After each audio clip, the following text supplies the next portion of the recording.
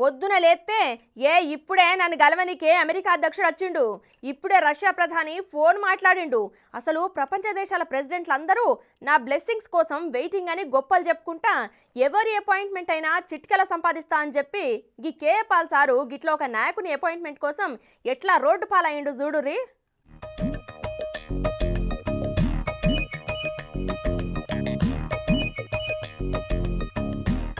ఇక మన పాల్సారు మాటలు ఎట్లుంటాయంటే 155 దేశాల ప్రెసిడెంట్స్ కి బ్లెస్సింగ్స్ ఇచ్చినా, నా బోయింగ్ 74 వేసుకొని తిరుగుతా, ప్రపంచ దేశాలని ఒంటి చేత్తో ఆపినా అని అబ్బో గిట్లా చెప్పుకుంటా పోతే బగ్గనే ఉన్నాయి పోర్రి. సార్ మళ్ళా బ్రేక్ఫాస్ట్ చేయనికి బ్రిటన్ పోతాడు, లంచ్ కి లండన్, స్నాక్స్ కు సింగపూర్, డిన్నర్ కి దావోస్ పోయిన సారుకు ఆంధ్ర పోలీసులు బ్రేక్ వేసురుల్లా.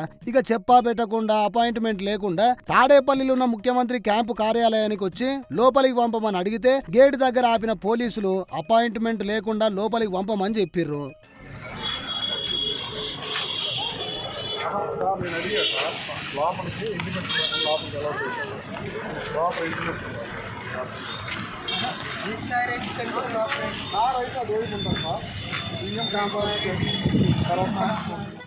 ఇక ఎంత బ్రతిమలాడినా లోపలికి పంపించకపోయేసరికి చిన్నపోరని తీరులా గిట్లా అనుకొచ్చిండు సారు. ప్రజా సమస్యల మీద సీఎం తోని చర్చించి ఇప్పుడు వచ్చే ఎన్నికలల్లా కలిసి పనిచేద్దామని చెప్పనీకి వచ్చినా అని గుసగుసలు చెవుల చెప్తే గాడున్న పోలీసు వాళ్ళు పట్టించుకోకపోయేసరికి నువ్వు దీవించిన వాళ్ళు నేను దీవిస్తానన్నాడు ప్రభు, నువ్వు శపించిన వాళ్ళు నేను శపిస్తానన్నాడు.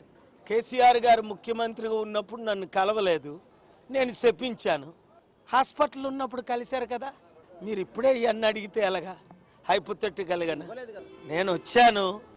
ఆయన ఒక ముఖ్యమంత్రి బిజీగా ఉంటారు, ఆయనకి ఇన్ఫర్మేషన్ ఆయన ఏ మీటింగ్లో ఉన్నారో స్టాఫ్ ఇన్ఫర్మేషన్ ఇచ్చారో లేదో. నేను ఈరోజు అంతా ఇక్కడే ఉంటాను, ఇప్పుడు కలపపోతే సాయంత్రం, ఈరోజు కలలేదు రేపు కలలేదు అనుకోండి, అప్పుడు ఒక కంక్లూజన్కి నేను వస్తాను.